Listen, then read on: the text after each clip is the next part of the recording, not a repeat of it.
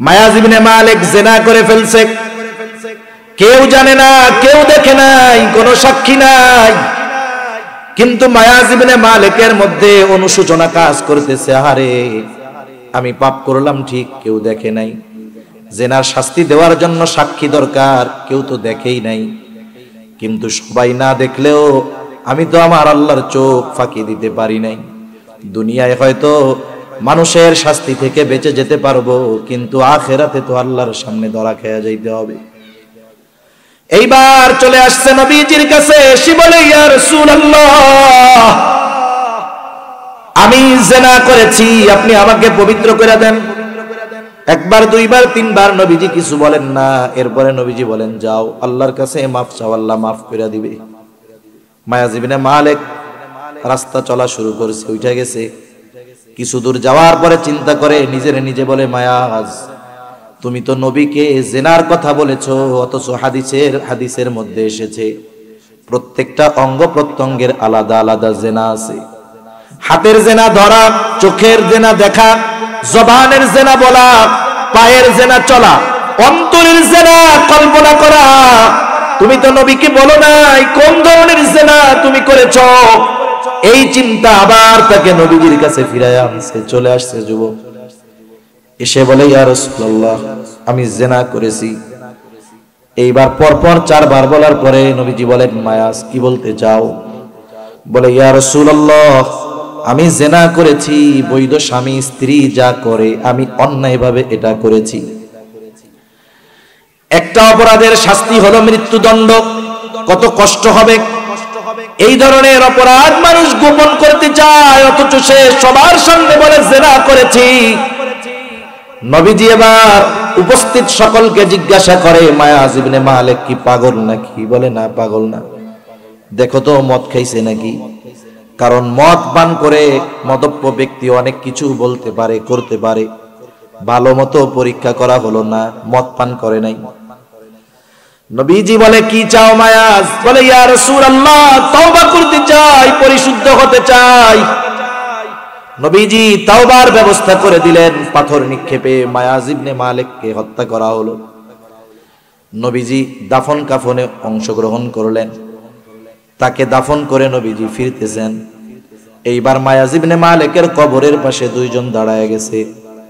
কবরের দিকে ইশারা করে বলে, হাহারে মায়াজ ইবনে মালিক কত বোকা, গুনাহ করছিল, কেউ জানতো না, নবীজি তারে ফিরাইয়াও দিছিল। আবার এই বোকা নিজে ফিরে এসে নিজের জিনার কথা স্বীকৃতি দিল।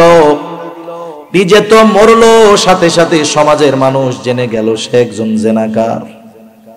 এই কথাটাই 2 জন বলতেছে, মায়াজ ইবনে মালিককে তিরস্কার করতেছে। নবীজি কথাগুলো শুনছেন, কিছু বলেন না। কিছু দূর যাওয়ার পর নবীজি দাঁড়ালেন, দেখলেন একটা মরা গাধা পড়ে আছে, রৌদ্রের তাপে ফুলে আছে, পা দুটো উপরের দিকে উঠে আছে। নবীজি এবার বললেন, কোথায় ওই 2 ব্যক্তি? এদিকে আসো, যারা তোমাদের ভাই মায়াজ ইবনে মালিকের ব্যাপারে এই কথা বলছো। ওই 2 জন সামনে এসে হাজির। আল্লাহ রাসূল বলে, যাও ওই মরা গাধার গোশত খাও। 2 ব্যক্তি বলে, ইয়া রাসূলুল্লাহ, মরা গাধার গোশত কি খাওয়া যায় নাকি? নবীজি বলেন, তোমরা তোমার ভাইয়ের ব্যাপারে গীবত করেছো, তোমরা তোমার ভাইয়ের ব্যাপারে এই সমস্ত বলেছো। নবীজি বলেন, শোনো, মায়াজ ইবনে মালিক যদিও শয়তানের ধোঁকায় পড়ে গুনাহ করেছে, পাপাচারে লিপ্ত হয়ে গেছে, এই গুনার সাক্ষী দুনিয়ার কেউ ছিল না, কিন্তু আখিরাতের চিন্তা, আখিরাতের ভয় মায়াজ ইবনে মালিকের পাপকে গোপন করতে দেয় নাই। মায়াজ ইবনে মালিক নিজের পাপের কথা স্বীকার করেছে, সে তাওবা করেছে।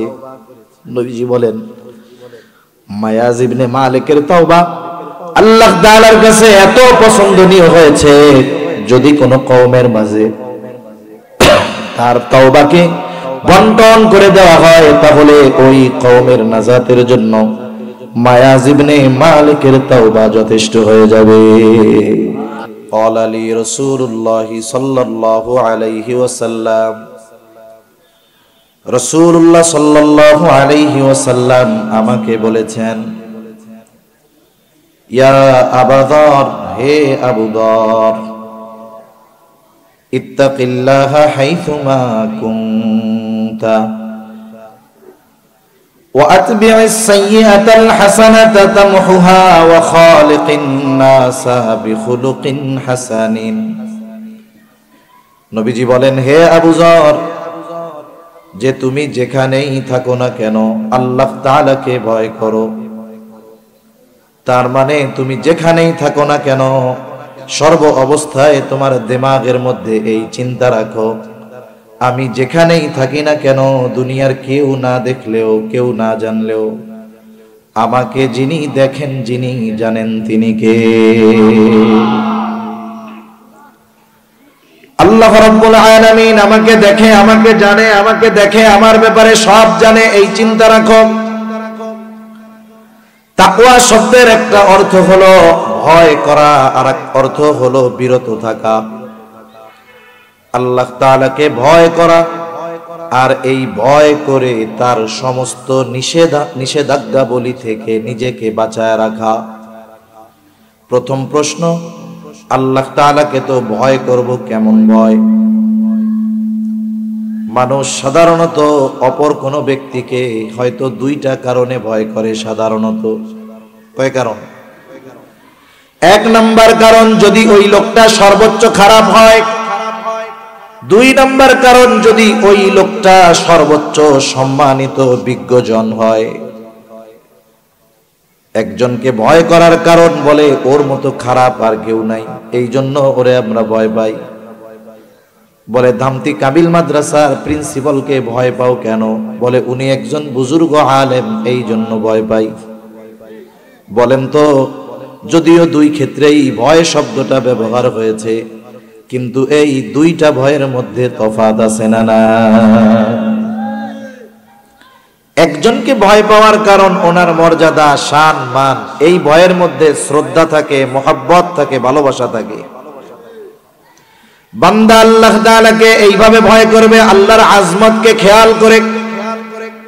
যেমন যেহেতু আপনাদের অঞ্চলে প্রসিদ্ধ কামিল মাদ্রাসা, দামতি কামিল মাদ্রাসা, বলেন তো এলাকার মানুষ ওনাকে যারা চিনে, ওনার সামনে কোনো পাপ, কোনো অন্যায়, কোনো অপরাধ করবে নাকি? কেন করবে না? বলে ভয় করবে না। কেন ভয় করে? বলে উনি একজন বড় আলেম, এই জন্য ভয় করে। তাহলে বোঝা গেল মানুষ মানুষকে সম্মানের কারণে তার সামনে পাপ করে না, তার সামনে অন্যায় করে না, তাকে মহব্বত করার কারণে, ভালোবাসার কারণে, তার আজমতের কারণে। এই জন্য বান্দা আল্লাহ তাআলাকে ওই রকম ভয় করবে যেমন নাকি দুনিয়ার একজন সম্মানিত মানুষের সামনে অন্যায় করতে ভয় পায়, অনুরূপ ভাবে বান্দা আল্লাহ তাআলার সামনেও কখনো অন্যায় করবে না।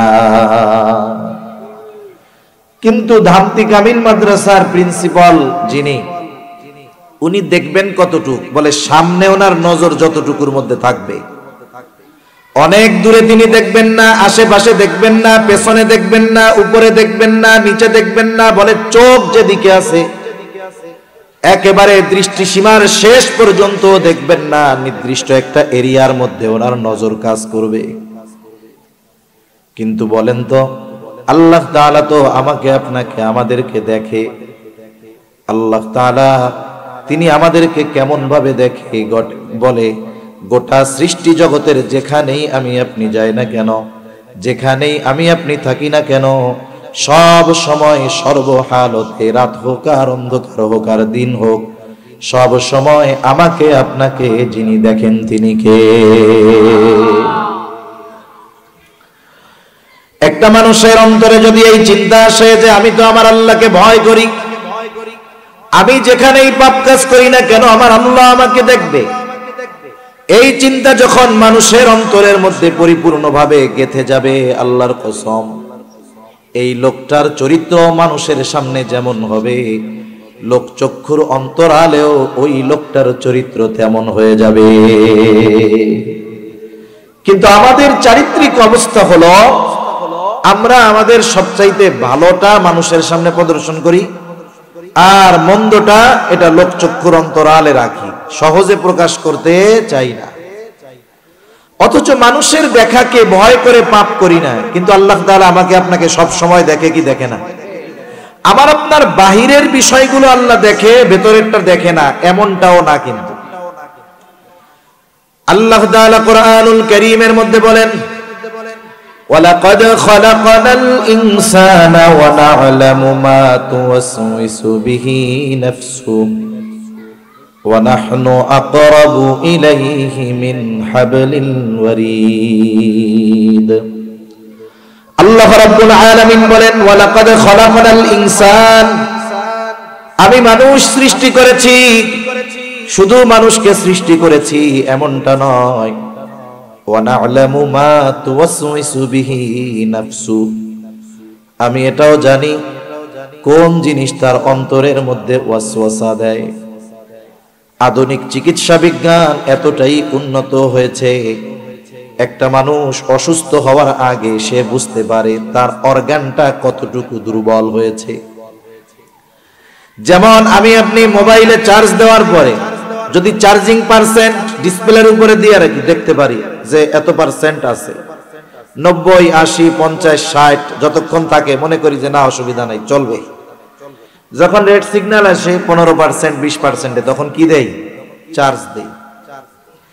আমাদের অর্গানগুলো কোন কোন অঙ্গ প্রত্যঙ্গ আর কি, কোনটা আছে পরিপূর্ণ সুস্থ, কোন অঙ্গ আছে 10% অসুস্থ, কিন্তু অকেজ হয়ে যায় নাই, অকেজ হওয়ার লেভেলে চলে যায় নাই।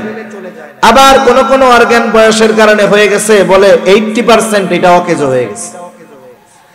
আধুনিক চিকিৎসা বিজ্ঞান, কেউ যদি যথাযথভাবে তাকে একটা মেশিনের মধ্যে ঢুকায় দেওয়া হয়, এমআরআই করা হয়, সিটি স্ক্যান করা হয়, আধুনিক চিকিৎসায় দেখা যাবে ওই চিকিৎসার মাধ্যমে, টেস্টের মাধ্যমে তার শরীরের কোন অঙ্গ কত পার্সেন্ট সুস্থ আছে সেটা সে দেখতে পারবে।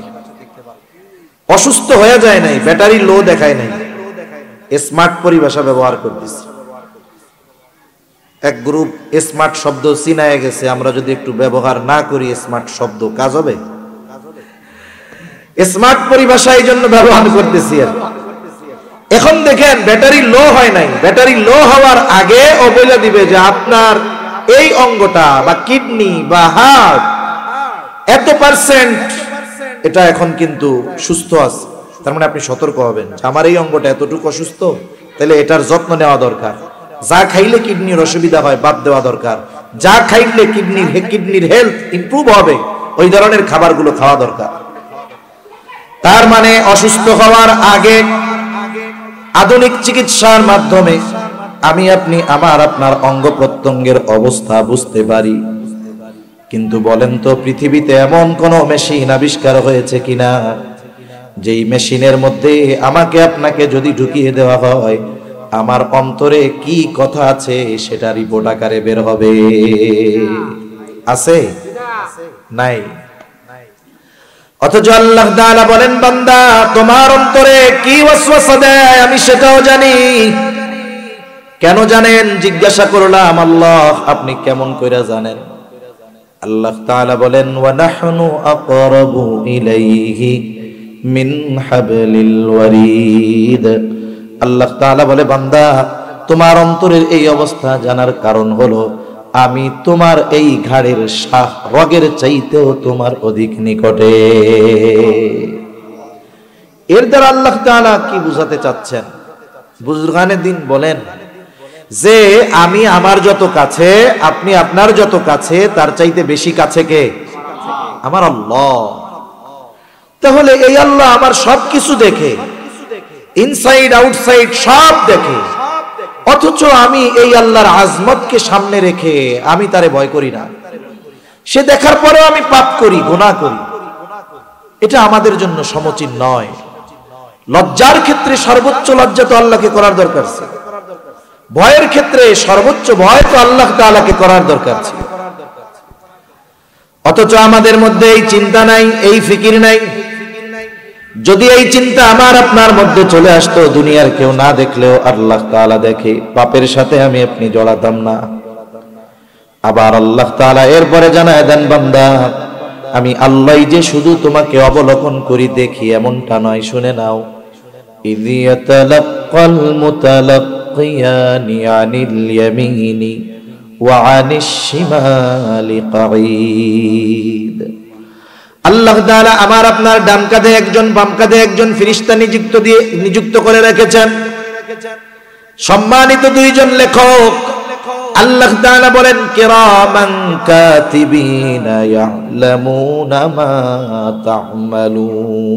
তাফআলুন সম্মানিত লেখকদ্বয় জানে তোমরা কি আমল করো এরা আমাদের কর্মের ব্যাপারে শুধু জানে এমনটা নয় বরং আমরা যেই কর্মগুলো করি এই কর্মগুলোর সংরক্ষণ করার দায়িত্ব আল্লাহ তাআলা তাদেরকে দিয়েছে কর্মগুলো লিপিবদ্ধ করতেছে সংরক্ষণের দায়িত্ব আল্লাহ তাআলা দিয়েছেন আল্লাহ তাআলা দেখেন এটাই আমাদের জন্য এনাফ ছিল যথেষ্ট ছিল কিন্তু এরপরে আল্লাহ তাআলা বলেন আমি তো দেখি সাথে সাথে দুইজন ফেরেশতা তোমার সাথে সব সময় আছে একটা মানুষ যখন মুকাল্লিফ বিশরঈ হয় মানে বালেগ অথবা বালেগা হয় যেমন বালেগ হওয়ার আগে সে যে নেক আমল করে এই নেক আমল তার অ্যাকাউন্টে জমা হয় না জমা হয়ে যায় তার বাপ মা এদের অ্যাকাউন্টে এখন সে বালেগ হলো তার জন্য এইবার টালি খাতা খোলা হয়েছে টালি খাতা চিনেন তো দোকানে আছে না টালি খাতা এই কাঁধে একজন নিয়ে বসছে ওই কাঁধে আর একজন ইনি লাগবে ভালোটা ইনি লাগবে মন্দটা এই দুইজন আমার আপনার থেকে কখনো পৃথক হয় না একটা মুহূর্তের জন্য আলাদা হবে না মৃত্যুর আগ পর্যন্ত ওই যে বালেগ হওয়ার সাথে সাথে আমার আপনার দুইজনের কাঁধে দুইজন আমার আপনার কাঁধে বসে গেছে আর আলাদা হবে না অনেক ফেরেশতা আছে কিছু কারণে কিছু জায়গায় যায় না যেমন এক হুজুর ওয়াজ করছে যে যেই ঘরে কুকুর থাকে ছবি থাকে সেই ঘরে ফেরেশতা যায় না আর কিছু কয় নাই আসলে হাদিস হইল রহমতের ফেরেশতা যায় না আর ওই লোক চিন্তা করছে ভালোই তো জান কবজ করে যেইটা এইটাও তো ফেরেশতা তার মানে ছবি থাকলে আর কুকুর থাকলে ও ঢুকতে পারবে না এখন বলেন তো ও সাথে কুকুর না ও যদি কুকুরের ঘরেও থাকে ওর হায়াত যখন শেষ মালাকুল মউত কে চিন্তা করবে না উনি কুকুরের সাথে আছেন ওনার জান কবজ করা যাবে না এই জন্য কিছু ফেরেশতা আছে কখনো আমার আপনার থেকে পৃথক হবে না এই দুইজন তাদের মধ্যে অন্যতম একজন মানুষ যখন পাপ করে গুনাহ করে জিনা করে ব্যভিচার করে মিথ্যা কথা বলে যুবক দরজা আটকায় মোবাইলে যা করে যা বলে সমস্ত কর্মের সাক্ষী এই দুইজন হয়ে যায় সাথে সাথে তার সব কর্মগুলো লিখিত আকারে সংরক্ষণ করে রাখে সাথে সাথে আরেকজন ফেরেশতা আমাদের সাথে থাকে আরেকজন ফেরেশতা আমাদের সাথে থাকে তার কাজ হলো আমাদের কথাগুলোকে সংরক্ষণ করা আধুনিক বিজ্ঞান বলে মানুষ যে কথা বলে সেগুলো নিঃশেষ হয়ে যায় না এই কথা বাতাসের সাথে আছে আসলেও আছে বলে কেমনে বোঝা যায় বলে বিজ্ঞান বলে বোঝাতো যায় আপনার আত্মীয় আছে আমেরিকা কত মাইল দূর বলে 15,000 কিলোমিটার যদি সবচাইতে দ্রুতগামী বিমানেও যাওয়া হয় এয়ারলাইন্স বিমান তাতেও 24 ঘন্টা 20 ঘন্টার কম হবে না এত লম্বা পথ দ্রুতগামী বিমানে পাড়ি দিতে হয় অথচ আপনি যখন আপনার ওই 15,000 কিলোমিটার দূরে আত্মীয়র সাথে একটু কথা বলতে চান দেখতে চান বলেন তো যখন মোবাইলটা নিয়ে তারে ফোন দেন ভিডিও কল দেন অডিও কল দেন সেও লাইনে আছে আপনিও লাইনে আছেন এইবার তাকে যখন ফোন দেন তার কাছে আপনার এই ফোন পৌঁছাইতে কয় ঘন্টা লাগে কয়েক সেকেন্ড মাত্র লাগে অথচ তার নাই কিছু নাই আমার আপনার শুধু কথা নয় আমার আপনার হুবহু ছবিটাও তার কাছে পৌঁছিয়ে যায় কিভাবে যায় বলে নাম্বার ঠিক থাকে নেটওয়ার্কিং সিস্টেমের মাধ্যমে মানে আপনি কোন নাম্বারে দিচ্ছেন এটা হলো নেটওয়ার্ক ঠিক রাখবে সাথে সাথে কানেক্টিভিটি রাখে আর কি নেটওয়ার্ক আর এখানে ব্যবহার করা হয় বাতাসকে একেবারে মুহূর্তের ভিতরে এই বাতাসকে ব্যবহার করে নেটওয়ার্কিং সিস্টেম কয়েক সেকেন্ডের ভিতরে 15,000 কিলোমিটার দূরে আমার আপনার হুবহু টোন একেবারে হুবহু শব্দ আমার আপনার হুবহু ছবিটা ওইখানে পৌঁছায় দেয় সুবহান আরে আল্লাহ তাআলা বান্দাকে যেই বুদ্ধি দিছে এই বুদ্ধিগুলা সামনে রাইখা যদি ওর মধ্যে স্রষ্টার অস্তিত্ব খোঁজা হয়, তাহলে ন্যূনতম জ্ঞান যার মধ্যে আছে এই প্রযুক্তি দেখে সে সুবহানাল্লাহ বলতে বাধ্য হবে, ঠিক কিনা বলে? তাহলে এটা বাতাসের মাধ্যমে যায়, চলাচল করে। এখন আমার আপনার কথা বাতাসের মধ্যে সংরক্ষিত আছে। কিছুদিন আগে একটা লেখা পড়লাম যে একদল বিজ্ঞানী চিন্তা করতেছে অতীতে গত হয়ে যাওয়া সব মনীষীদের কথাগুলো, ভয়েস সাউন্ড গুলো তারা কি করবে, কালেক্ট করবে। এই প্রচেষ্টা চলতেছে, আল্লাহ চাইলে সম্ভব হয়েও যাইতে পারে। আচ্ছা, মেমোরির মধ্যে কথা সংরক্ষণ থাকে, দেখা যায় না, ধরা যায়।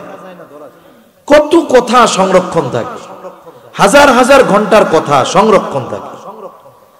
এখন বলেন, কোনো কিছুর তো দরকার নাই। যারা ইন্টারনেট ব্যবহার করেন, ইন্টারনেটের ভালো দিক খারাপ দিক সব আছে।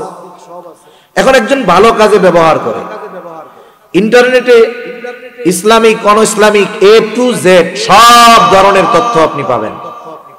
গুগলের মধ্যে আছে million billion trillion trillion trillion trillion তথ্য এখানে আছে, অগণিত তথ্য। এটা আমাদের জন্য গোনা সম্ভব না। আপনার যদি কোনো তথ্যের দরকার হয়, আপনি গুগলে ঢুকেছেন, শুধুমাত্র একটা বাক্য লেখা লাগে নাই, শব্দের কয়েকটা অক্ষর লিখেছেন, দেখা যাবে আপনার ইন্ডিকেট দেওয়া শুরু করবে। আপনি কি এটা চান, এটা চান, এটা চান, আপনি এখন সার্চ দিলেন। আপনার ইন্টারনেট স্পিড যদি ভালো থাকে, কয়েক সেকেন্ডের ভিতরে তথ্যের সমাহার আপনার সামনে হাজির করা হবে, ঠিক কিনা বলে?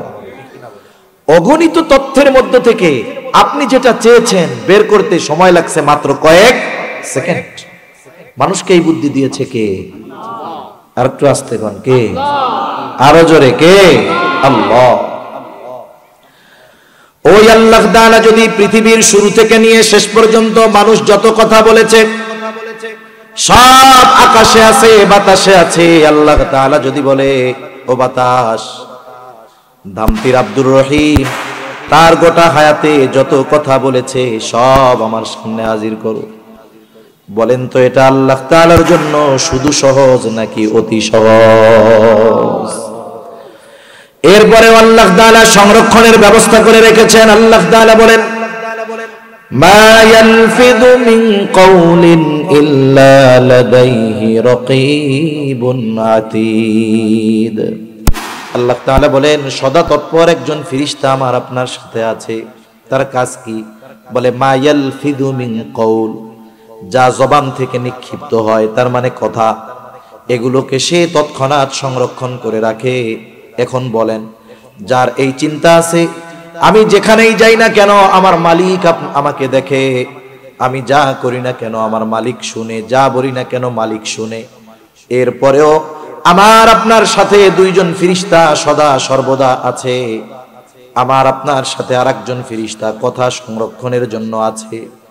এই বিশ্বাস যদি আল্লাহর কসম আমার আপনার মধ্যে পরিপূর্ণভাবে থাকতো, প্রত্যেকটা মানুষ প্রকৃত মুত্তাকি হয়ে যাইত।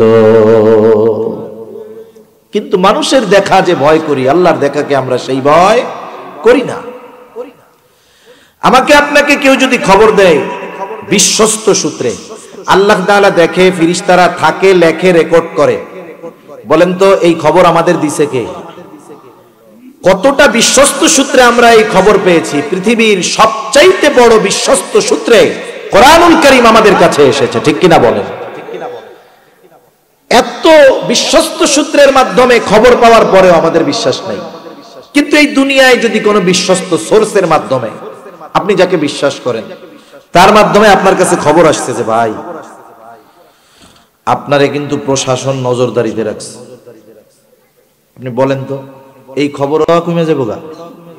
ও চিন্তা করবে, আল্লাহ রে, আমি কোনো অপরাধ করি নাই, কোন মামলা দিয়া জেলে বইরা আমারে যুবক থেকে বুড়া বানা ফেলে, তার ঠিক আছে? কারণ এমনি দেশের আইন যা, আমি অপরাধী না এটা প্রমাণ হইতে হইতে তো 20 বছর লেগে যাবে, ঠিক কিনা বলেন? গল্প কই, এমনি গল্প তো গল্পই আর কি। আমাদের দেশের আইন ব্যবস্থা কি, আর ইসলাম কি আইন শিক্ষা দিয়েছে? একজনের ব্যাপারে অভিযোগ দায়ের করা হয়েছে, মনে করেন আমারে দিয়াই বলি, ভাই আমাকে আমার ব্যাপারে প্রশাসনের কাছে অভিযোগ দিয়েছে, উনি এই এই অপরাধের সাথে জড়িত। প্রশাসনের কাজ কি? আমাকে প্রথম কি করবে? আটক করবে। আটক করার পরে আসলেও আমি ওই কাজটা করেছি কিনা এটার নিরপেক্ষ তদন্ত করতে হবে।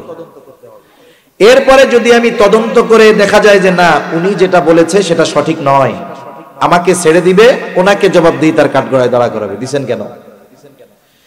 আর যদি তদন্তের পরে প্রমাণিত হয় আমি অপরাধী, এরপরে প্রকাশ করবে মানুষের সামনে যে এই লোকটাকে এই অপরাধে আটক করা হয়েছে। এমনি আটক হয়েছে কিন্তু অপরাধী বলে তাকে সাব্যস্ত করা হবে না, অপরাধী হিসাবে তাকে ট্যাগ লাগায় দেওয়া যাবে না। কিন্তু আমাদের দেশে কি হয়, সুনির্দিষ্ট অভিযোগ নয়, অনেক অনির্দিষ্ট অভিযোগের ভিত্তিতে একজনকে আটক কইরা সামনে কোরআনুল কারীম দিয়ে, তাফসীর দিয়ে, ফাজাইলে আমল দিয়ে কওয়া হয় এটা হলো জঙ্গি, সামনে সব জঙ্গি বই। ঠিক কিনা বলেন? দেখা যাবে লোকটা কিছুই জানেই না, অথচ এই নিরপরাধ ব্যক্তি, তার নিরপরাধ যে সে, এটা প্রমাণ হতে তার হায়াত থেকে মূল্যবান একটা যুগ, এক যুগ পার হয়ে যায়। হয় কি হয় না? গল্পটাও কই শুনেন। এক বাগানে ঢুকছে হলো পুলিশ। কি ঢুকছে? ওই জন্তুদের পুলিশ বাহিনী আর কি। এখন পুলিশ জঙ্গলে ঢুকছে, ঢুকলে তো বাঁশি মারে, কিন্তু পুলিশ বাঁশি মারছে বা টের পাইছে যে এই পুলিশ আইতাছে। করোনার সময় দেখেন নাই কতগুলা যে ফাজিল ছিল এরকম, গ্রামের মধ্যে বাজারে দুই পাশে দুইটা সোর্স দাঁড়া করাইতো। এই পুলিশ আসলে আমাকে কিন্তু ফোন দিবি, দোকান টোকান আটকাই আসতে দোকানের পিছে জামুগা। কতগুলা ফাজিল বলে এরকমও করতো। পুলিশ টুলিশ কিছু নাই, ফোন দিয়ে পুলিশ আইতেছে, পুলিশ আইতেছে। এবার সব দোকান 2 মিনিটের মধ্যে খালি। করোনাকালীন সময়ে দোকান টোকান খোলা বন্ধ। তো এখন একজন বলছে পুলিশ আসতেছে, পুলিশ। জঙ্গলের মধ্যে ছিল শিয়াল, শিয়ালে শুরু করছে দৌড়। আর একজনে জিজ্ঞাসা করে, কিরে তুই দৌড়াস কেন? কয় আরে বেটা জঙ্গলে পুলিশ ঢুকছে। তা পুলিশ ঢুকছে, তোর কি হয়েছে? তুই কি চুরি করছস? কাউরে মারছস? না না না, আমি নিরপরাধ মানুষ। তাই তুই ঢুকছস, তুই পলাস কেন? কারে ধরতে ঢুকছে? গন্ডার রে ধরতে ঢুকছে, গন্ডারকে ধরার জন্য ঢুকছে। গন্ডারের সাইজ আর ইসের সাইজ, শিয়ালের সাইজ কি এক নাকি? আরে গন্ডারের ঠ্যাঙের 4 ভাগের 1 ভাগও তো হবে না শিয়াল। তা গন্ডারকে ধরার জন্য ঢুকছে, তুই বলাস কেন? ভাই গন্ডারে না পাইয়া যদি আমারে ধরে, আমি যে গন্ডার না এটা প্রমাণ করতেই তো 10 বছর যাইব গা। এদেশের আইন, পৃথিবীর আইন এখন এরকম চলছে। অথচ ইসলাম কি বলে? যতক্ষণ না একটা অভিযুক্ত ব্যক্তির অভিযোগ প্রমাণিত হবে ততক্ষণ তাকে, তার সাথে ওই অভিযোগের ট্যাগ লাগানো যাবে, সম্মান ক্ষুণ্ণ হয়ে যাবে তার। আমরা কিছুদিন আগে দেখছি বগুড়ায় একটা যুবক ছেলে ধরার পরে কি হইলো, একবারে কনফারেন্স করে প্রচার করা হলো যে এই ছেলে 500 টাকার জন্য তার মারে মাইরা টুকরা টুকরা করে ডিপ ফ্রিজে ভরে রাখছে। গোটা দেশের আনাচে কানাচে আন্তর্জাতিক ভাবে খবর পৌঁছায় গেছে। কয়েকদিন পরে আসল ঘটনা উদ্ঘাটন হয়ে গেল। বলেন তো, ছেলেটাকে অপরাধী ট্যাগ দিয়ে যেভাবে মিডিয়ার সামনে এই প্রেস ব্রিফিং যেভাবে করা হয়েছে, ওই সন্তানের বা ওই ছেলেটার সম্মান ফেরানোর জন্য ওই আয়োজন আর করা হয়েছে? তার গোটা জীবনে চলাচলের ক্ষেত্রে বা তার মানসিকভাবে এমন একটা আঘাতপ্রাপ্ত সে হয়েছে, এর কষ্ট তার সারা জীবন বয়ে নেওয়া লাগবে। তাই এক কথার থেকে আর এক দিকে গেলাম যে দেখেন, বিশ্বস্ত সোর্স যদি আমাকে আপনাকে এসে বলে যে আপনাকে কিন্তু প্রশাসন থেকে নজরে রাখছে, তাহলে কি করবে? ও ওই দিন থেকে সব উল্টাপাল্টা কাম ছেড়ে দিবে। নজরদারিতে রাখছে, ফোনও কিন্তু ক্লোন করা আছে, যা কন সব কিন্তু ওরাও শুনে। বলেন তো, ফোনে যদি কেউ উল্টাপাল্টা কথা বলতে চায়, ওর দিনের দাওয়াত দিবে ওই জায়গায়, কোনো উল্টাপাল্টা কথা বলতে দিবে না। কোন ভয়ে? বলে যদি দেখা ফেলে, যদি শুইনা ফেলে, যদি যাই না যায়, এই ভয়ে নিজের জীবনকে পরিবর্তন করে ফেলে। সিসি ক্যামেরা দেখলে চলাচল পরিবর্তন করে ফেলে। একদিন একটা ভিডিও একজন দেখাই দিচ্ছে, এখন এক লোকের বাড়ি চুরি করতে গেছে একজন। চুরি করতে যাওয়ার পরে চুরির মাল জিনিস নিয়ে যখন ফিরে আসবে, দেখে সামনে উপরে একটা সিসি ক্যামেরা। আর অবস্থা হলো এইরকম, যার বাড়িতে সে চুরি করতে গেছে সেও তারে চিনে, ও তারে চিনে। এখন কি করবে? এবার মালগুলা রাইখা গেছে, কাম ধরে উঠবুস করছে, আর জীবনে করব না, মাপ চাই। একটু চিন্তা করেন, এই সিসি ক্যামেরার লেন্সকে আমরা কি পরিমাণ ভয় পাই, সিসি ক্যামেরার দেখাকে আমরা কি পরিমাণ ভয় পাই। অথচ আল্লাহ তাআলা আমাকে আপনাকে সব হালতে দেখে, একটু সময় আমার আপনার মধ্যে এই চিন্তা আসে না, ঠিক কিনা বলেন? এটা আমাদের জন্য বড় দুর্ভাগ্যের।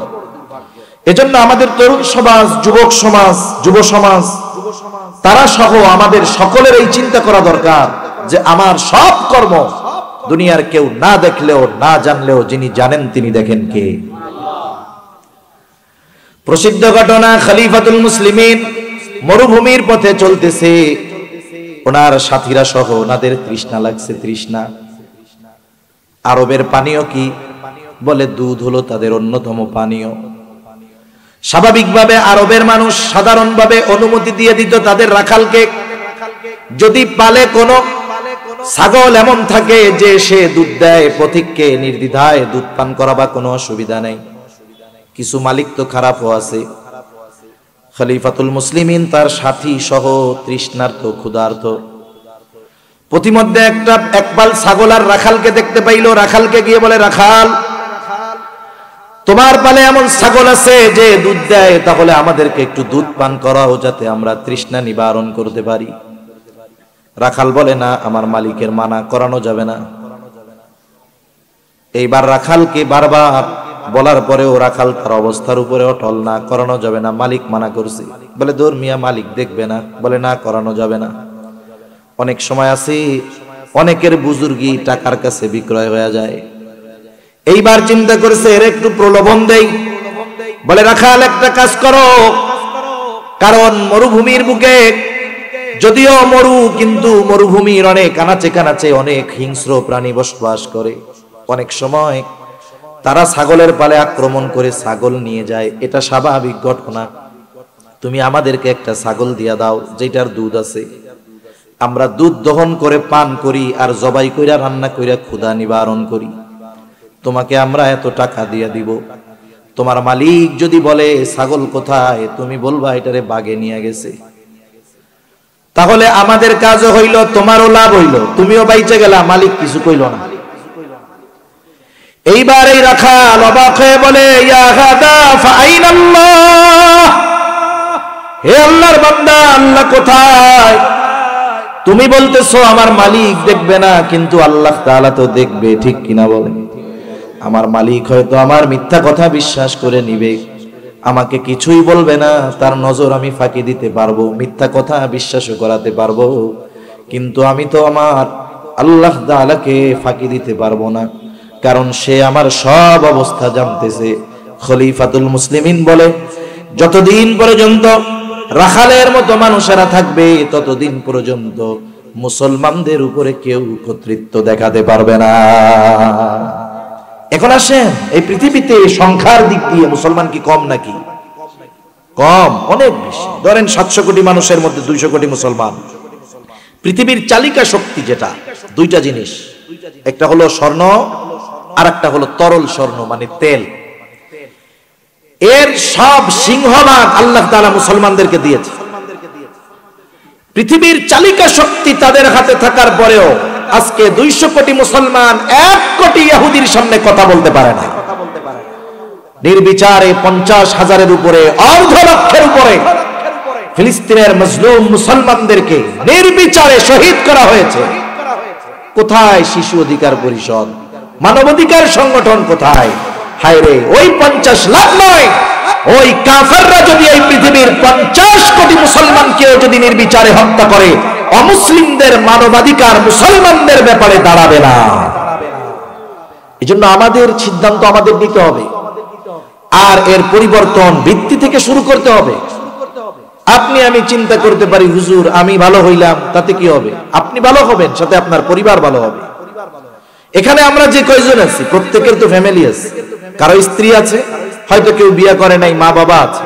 সে পরিবর্তন হয়ে যদি তার পরিবার পরিবর্তন করে, আস্তে আস্তে কি হবে যে দেখা যাবে গোটা সমাজ পরিবর্তন হবে, আস্তে আস্তে এলাকা পরিবর্তন হবে, থানা পরিবর্তন হবে, জেলা পরিবর্তন হবে, দেশ পরিবর্তন হবে, ঠিক কিনা বলেন?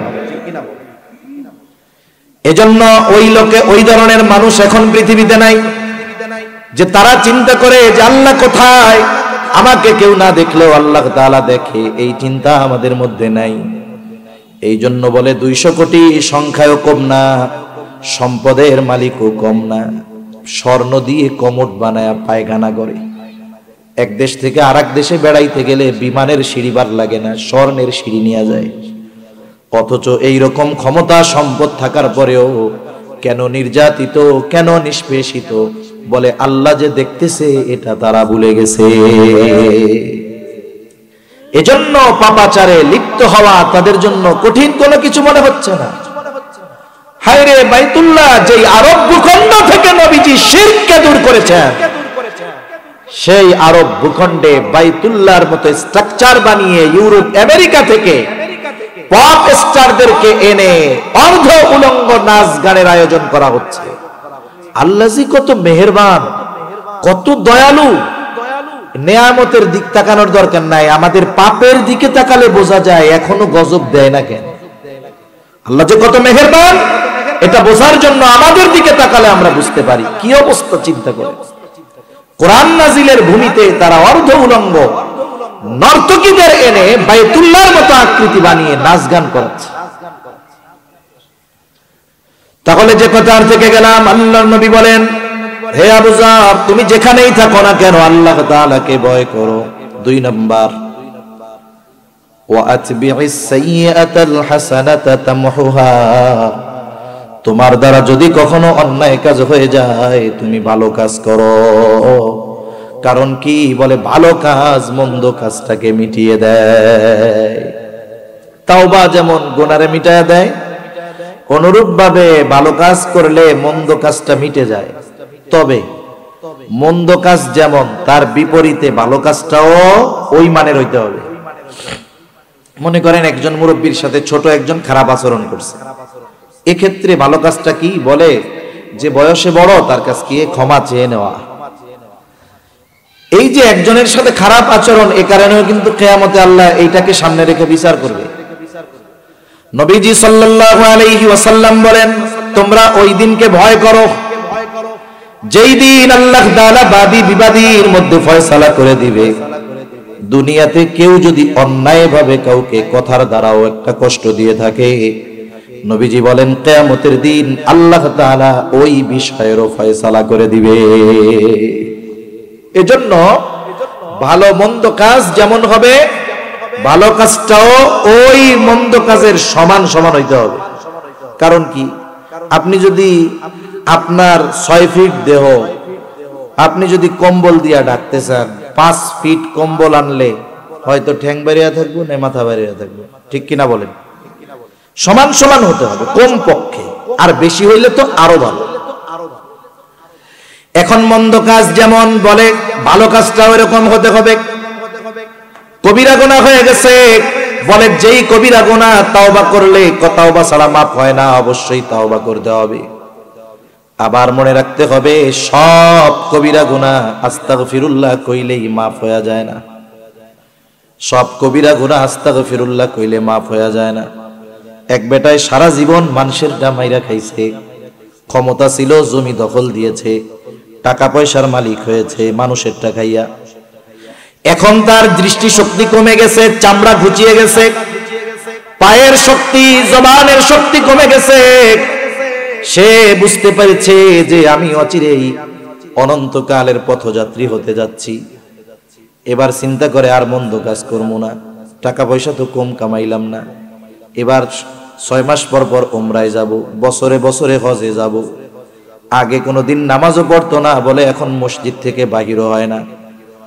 বাইতুল্লাহর আশেপাশে 1000 দানার তসবিহ পাওয়া যায়, ওর একটা কিনে আনছে, দিনভর খালি পড়ে আস্তাগফিরুল্লাহ আস্তাগফিরুল্লাহ। কিন্তু যাদের হক নষ্ট করেছিল একজনেরও হক আদায় করে নাই। বলেন তো ওই লোকরে যদি কিয়ামত পর্যন্ত আল্লাহ তাআলা হায়াত দেয়, আর সে যদি একাধারে আস্তাগফিরুল্লাহ পড়তে থাকে, তার পাপ মাফ হবে নাকি? এজন্য পাপ যেমন তাওবাটাও এরকম হওয়া লাগে। আসল ব্যাপার হলো আমরা মনে করি আস্তাগফিরুল্লাহ কইলেই সব শেষ। না না না, বান্দার হক নষ্ট করেছে, যতক্ষণ বান্দার হক আদায় না করবে আস্তাগফিরুল্লাহ কাজ হবে না। বান্দার হক যদি আদায় করে দেয়, আস্তাগফিরুল্লাহ কইতে মনে নাই, অসুবিধা নাই, হক তো আদায় হয়ে গেছে, আল্লাহ মাফ করে দিবে। এই জন্য পাপ যেমন, পাপের তাওবাটাও তেমন। আমাদেরও এই টেন্ডেন্সি, এই চিন্তাধারা রাখার দরকার। সাহাবায়ে কেরামের মধ্যে এরকম ছিল, কোন পাপ যদি এমন ভাবে সংগঠিত হয়ে যেত যে ওই পাপের কোনো সাক্ষীও নাই, কিন্তু তাদের চিন্তা থাকতো সাক্ষী নাই এই কারণে শাস্তি হবে না ঠিক, কিন্তু আল্লাহ তাআলার চাইতে আমার এই পাপের ব্যাপারে আর কে বড় সাক্ষী আছে। এক সাহাবীর নাম হলো মায়াজ ইবনে মালিক। মায়াজ ইবনে মালিক বিবাহিত একজন লোক, যুবক মানুষ। এক আনসার রমণী, তার সাথে তার ভালো সম্পর্ক হয়ে গেছে। দেখা কথা হইতে হইতে দুইজনে মাঝে মধ্যে গোপনে এক জায়গায় বসে কথাবার্তা বলে। হাদিসের মধ্যে আসছে, বেগানা নারী পুরুষ দুইজন যখন এক জায়গায় থাকে, অন্যান্যরা তো আছে, সাথে আর একজন আসে। বলেন তো তার নাম কি? শয়তান। শয়তান আসে কি জন্য? বলে উভয়ের মধ্যে সর্বোচ্চ পাপ সংগঠিত করার জন্য, এবং তার দিমাগকে শয়তান নিয়ন্ত্রণে নিয়ে নেয়। শয়তান মানুষের দিমাগকে নিয়ন্ত্রণে নিয়ে নিতে পারে, জানেন তো? এটা রক্তের সাথে চলতে পারে। শয়তান দিমাগ নিয়ন্ত্রণে নিয়ে নেয়। এখন কি হয়? দুইজনের মধ্যে পাপ হয়ে যায়। শয়তান যে শুধু পাশে একজন বেগানা নারী বসলেই কাম কাজ করে তা না, মোবাইলে মেসেজ করলেও করে, মোবাইলে কথা কইলেও করে। সেই জন্য মোবাইলে কথা বলার দ্বারাও অনেক পাপ সংগঠিত হয় কি হয় না? আস্তে আস্তে হতে থাকে। মায়াজ ইবনে মালিক ওই মহিলার সাথে একটা সময় জিনায় লিপ্ত হয়ে গেছে। স্বাভাবিকভাবে শয়তান যখন মানুষকে পাপের দিকে নিয়ে যায়, তখন এর অবস্থা কি হতে পারে সেটা চিন্তা করতে দেয় না, বলে আগে করি পরে যা হবে হবে। যেমন দেখেন না, ছোট্ট একটা বিষয় নিয়ে স্বামী স্ত্রীর 14 গোষ্ঠী ধরে তালাক দিয়া দেয়, চিন্তা করে ওরে নিয়ে ঘর করবো কেডা। কিন্তু তালাক দেওয়ার 10 মিনিট পরে বউয়ের বুক ধইরা জড়ায়া কান্না শুরু করে, যাই রে তোরে ছাড়া বাঁচমু কেমনে। তার মানে শয়তান যখন কাউকে পাপাচারে লিপ্ত করে, তার বোধ আকল জ্ঞান সব কিছুর নিয়ন্ত্রণ সে নিয়ে নেয়। মায়াজ ইবনে মালিক জিনা করে ফেলছে, কেউ জানে না, কেউ দেখে নাই, কোনো সাক্ষী নাই, কিন্তু মায়াজ ইবনে মালিকের মধ্যে অনুশোচনা কাজ করতেছে, আরে আমি পাপ করলাম ঠিক, কেউ দেখে নাই। জিনার শাস্তি দেওয়ার জন্য সাক্ষী দরকার, কেউ তো দেখেই নাই। কিন্তু সবাই না দেখলেও আমি তো আমার আল্লাহর চোখ ফাঁকি দিতে পারি নাই। দুনিয়ায় হয়তো মানুষের শাস্তি থেকে বেঁচে যেতে পারবো, কিন্তু আখিরাতে তো আল্লাহর সামনে ধরা খেয়ে যাইতে হবে।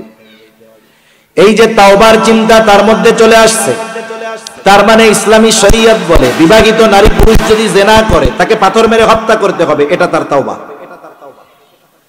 এইবার চলে আসছে নবীজির কাছে, এসে বলে ইয়া রাসূলুল্লাহ, আমি জিনা করেছি, আপনি আমাকে পবিত্র করে দেন। একবার, দুইবার, তিনবার নবীজি কিছু বলেন না। এরপরে নবীজি বলেন, যাও আল্লাহর কাছে মাফ চাও, আল্লাহ মাফ করে দিবে। মায়াজ ইবনে মালিক রাস্তা চলা শুরু করেছে, উঠে গেছে। কিছু দূর যাওয়ার পরে চিন্তা করে নিজের নিজে বলে, মায়াজ তুমি তো নবীকে জিনার কথা বলেছো, অথচ হাদিসের মধ্যে এসেছে প্রত্যেকটা অঙ্গ প্রত্যঙ্গের আলাদা আলাদা জিনা আছে। হাতের জিনা ধরা, চোখের জিনা দেখা, জবানের জিনা বলা, পায়ের জিনা চলা, অন্তরের জিনা কল্পনা করা। তুমি তো নবীকে বলো নাই কোন ধরনের জিনা তুমি করেছো। এই চিন্তা আবার তাকে নবীজির কাছে ফিরায় আনছে। চলে আসছে যুবক, এসে বলে, ইয়া রাসূলুল্লাহ, আমি জিনা করেছি। এইবার পরপর 4 বার বলার পরে নবীজি বলেন, মায়াজ কি বলতে চাও? বলে, ইয়া রাসূলুল্লাহ, আমি জিনা করেছি, বৈধ স্বামী স্ত্রী যা করে আমি অন্যায়ভাবে এটা করেছি। একটা অপরাধের শাস্তি হলো মৃত্যুদণ্ড। কত কষ্ট হবে! এই ধরনের অপরাধ মানুষ গোপন করতে চায়, অথচ সে সবার সামনে বলে জিনা করেছি।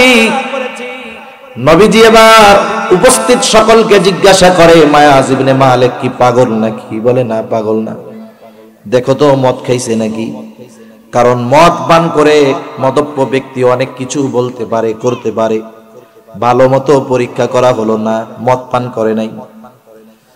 নবীজি বলে কি চাও মায়াজ? বলে ইয়া রাসূলুল্লাহ তওবা করতে চাই, পরিশুদ্ধ হতে চাই।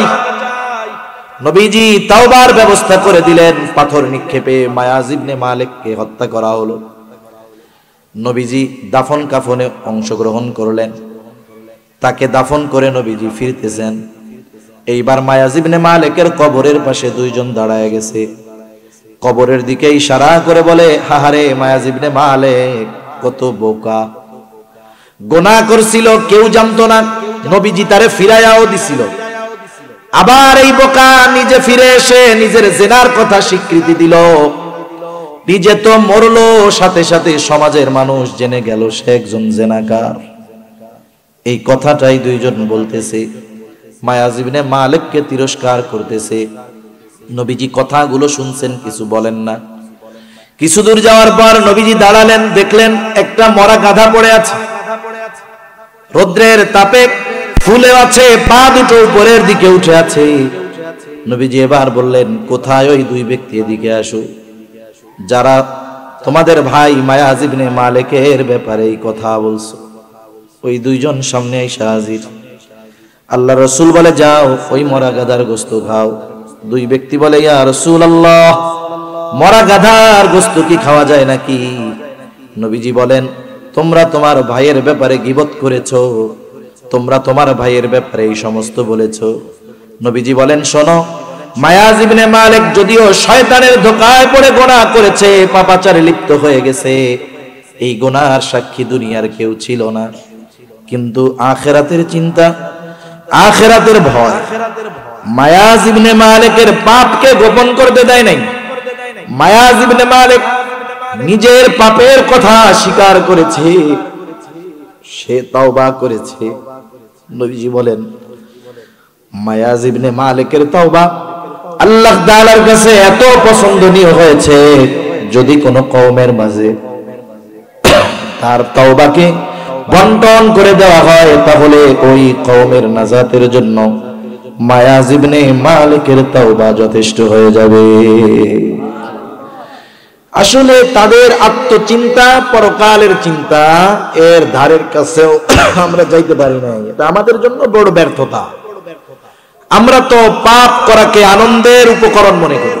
মানুষ গুনাহ করে এটাকে আনন্দের আসবাব মনে করে, যে আমি গুনাহ করতেছি, নাচ গানের অনুষ্ঠানের আয়োজন করেছি, এটা আমাদের একটা আনন্দের উপলক্ষ। পাপকে আমরা আনন্দের উপলক্ষ বানিয়ে নিয়েছি, অথচ যার কারণে আমাদেরকে শাস্তি পেতে হবে, জাহান্নামে যেতে হবে, এতটুকু আত্মচিন্তা আমাদের মধ্যে আসে না, যে আমি এই পাপটা করতেছি আনন্দের জন্য, কিন্তু এর শেষ পরিণতি কি হতে পারে। এজন্য গুনাহ হতেই পারে, বনি আদমের দ্বারা গুনাহ হবে, এটা স্বাভাবিক। হাদিসের মধ্যে আসছে, যদি বনি আদম গুনাহ না করতো, আল্লাহ তাআলা আরেকটা জাতি বানাইতেন যারা গুনাহ করবে আর আল্লাহর কাছে গুনাহ হইলে মাপ চাবে। সুবহানাল্লাহ। নবীজি বলেন, প্রত্যেকটা বনি আদম পাপী, পাপ করবে, অসুবিধা নাই। খায়রুল খাত্তাইন আত-তাওয়াবুন, নবীজি বলেন ওই পাপীদের মধ্যে সর্বোত্তম হলো যারা তাওবা করে। এই জন্য নবীজিও বলেন, ও আবু যর, ওয়া আতবি'is সাইয়্যাতাল হাসানাতা তামহুহা, তোমার দ্বারা যদি কখনো অন্যায় কাজ হয়ে যায়, ভালো কাজ করবা। কেন করবা? আল্লাহ তাআলা কোরআনুল কারীমের মধ্যে বলেন, ইন্নাল হাসানাতি ইউযহিবুনাস সাইয়্যাত, নিশ্চয় ভালো কাজ মন্দ কাজ রে মিটায়া দেয়। 3 নাম্বার নসিহত নবীজি করেন, বলেন খালিকিন নাসা বিখুলুকিন হাসানিন, ও আবু যর, মানুষের সাথে সদাচরণ করবা, ভালো ব্যবহার করবা। কারণ আমি একজন মানুষ, আমার আশেপাশে যত মানুষ আছে তাদের পরিচয় ভেদে তাদের হক আমার উপরে আছে।